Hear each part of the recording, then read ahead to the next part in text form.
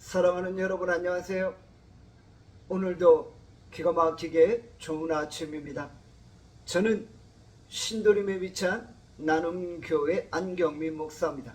오늘 2022년 7월 20일 수요일 큐티 본문은 고린도후서 7장 8절부터 11절입니다. 오늘 본문은 우리에게 무엇을 말씀합니까?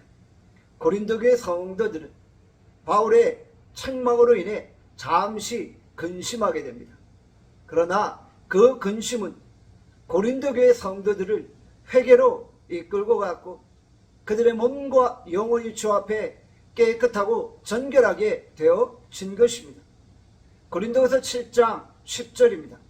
하나님의 뜻대로 하는 근심은 후회할 것이 없는 구원에 이르게 하는 회개를 이루는 것이요 세상 근심은 사망을 이루는 것이니라. 성경에 두 가지 근심에 대해 말씀하죠.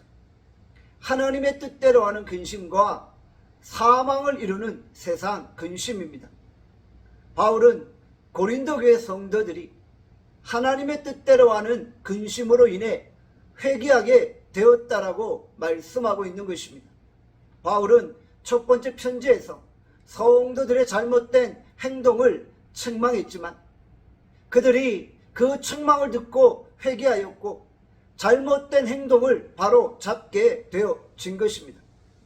사도 바울은 고린도 교회 성도들을 호되게 책망한 것에 대해 미안한 마음이 있었던 것이죠. 그러나 그들이 회개했다는 소식을 듣고 사도 바울은 크게 기뻐하고 있는 것입니다.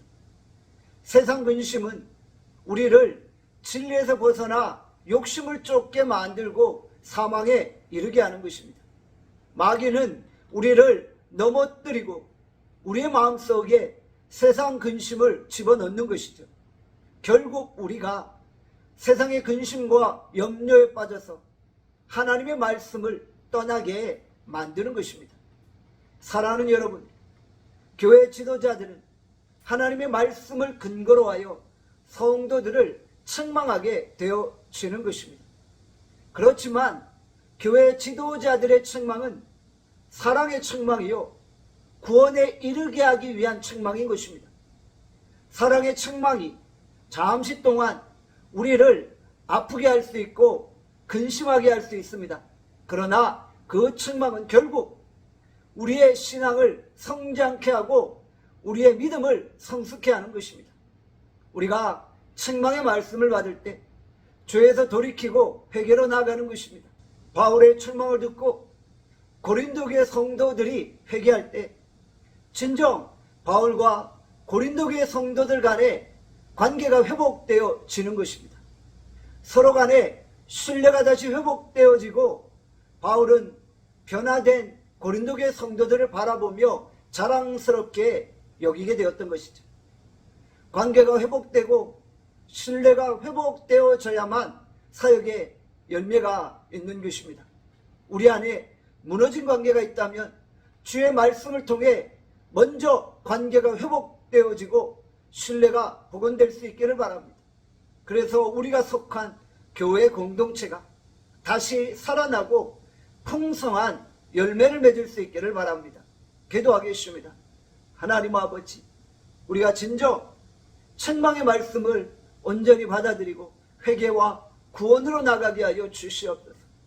하나님, 우리를 오늘도 붙잡아 주셔서 모든 죄의 길에서 돌이키게 하시고 하나님의 말씀대로 살아가게 하여 주시옵소서. 오늘 하루 우리를 축복하여 주시기를 원하옵고 예수 그리스도의 이름으로 기도하옵나이다. 아멘. 내일 뵙겠습니다.